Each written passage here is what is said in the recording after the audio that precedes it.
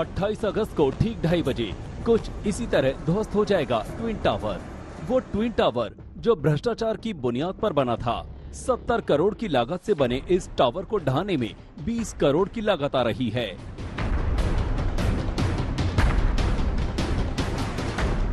Sir पूरा काम हो गया, पूरी तैयारी? Yes, 100%. Now we are ready to go for implosion. पूरी तरीके से तैयार हैं आप लोग। और कोई मार्जिन ऑफ एरर की अगर हम बात करें, जो आसपास के लोग हैं उनके मन में जो थोड़ा बहुत डर है? देखो, ये हिंदुस्तान में पहली बार हो रहा है ऐसा इम्प्लोजन, तो डर किसी, आज मैं रहता हूँ तो मेरे दिल में भी डर रहेगा। उनका डर जायज है, लेकिन हम उनको आश्वस्त करना चाहते हैं कि everything is fine except some windows glasses will be break and that we will rectify on our own. इसे ध्वस्त करने के लिए 9,640 होल किए गए हैं, जिसमें 3700 किलो बारूद भरा गया है। कुल 9 से 11 सेकंड्स के बीच ये इमारत जमींदोज हो जाएगी। कहने सुनने में ये बात आसान लगती है, मगर सच ये है कि भारत की जमीन पर ऐसा न पहले हुआ, न शायद ऐसा कभी दोबारा होगा। इसलिए दिन में कई बार इस प्रोजेक्ट से जुड़े लोग इंतजामों का मुआयना कर रहे हैं। केवल final checking is going on.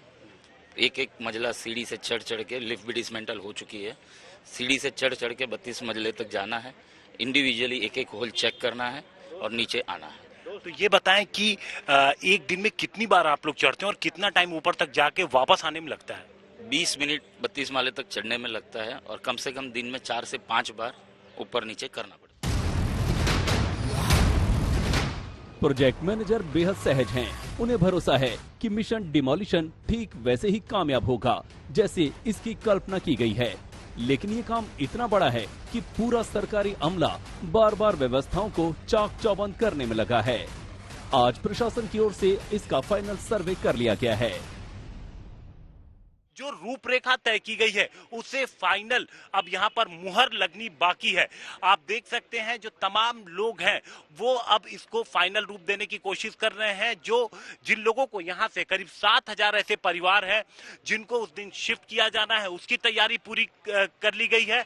तो यहाँ पर जो तमाम अधिकारी पहुंचेंगे वो ये देखेंगे कि जो भी चीज पहले बात हुई थी उनमें से कितना काम रह गया है। तो अभी तक की जानकारी के मुताबिक सारी तैयारियां हो चुकी हैं, अब सिर्फ मुहर लगना बाकी है। और उसके बाद जिस तरीके से जो टाइमलाइन तय की गई है उसके हिसाब से शनिवार शाम के बाद कार्रवाई शुरू की जाएगी। अब आपको बताते हैं कि आसपास की सोसाइटीज में रहने वाले लोगों के लिए क्या गाइडलाइन तैयार की गई है।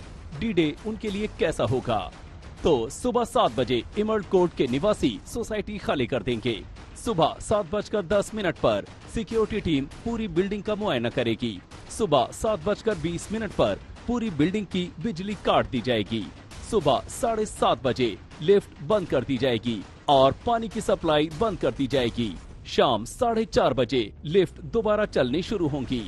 शाम 5 बजे तक पानी और बिजली की सुचारू सप्लाई शुरू होगी।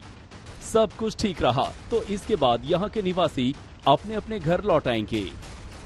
ये ठीक है कि शाम तक लौटने की इजाजत दे दी जाएगी, लेकिन धूल और धुएं के गुबार में शायद ही कोई उस दिन लौटे। एक दिन पहले हम लोग शिफ्ट होंगे यहाँ से।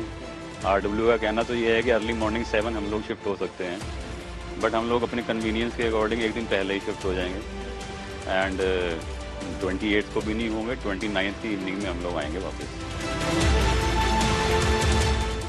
जब आप बिल्डिंग के भीतर आते हैं तो ये देखिए कितनी नजदीकी।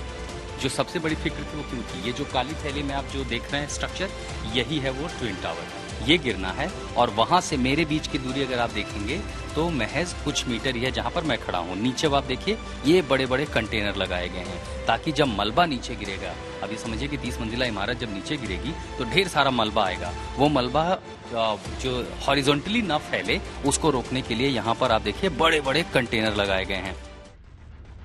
मिशन को काम देने वाली टीम के लिए चुनौती है और आसपास रहने वाले लोगों के लिए बड़ी परेशानी भी। लेकिन एक बार ट्विन टावर के ध्वस्त होने के बाद लोग हमेशा हमेशा के लिए राहत की सांस ले सकेंगे। आशुतोष मिश्रा के साथ हिमांशु मिश्रा, नोएडा, आज तक।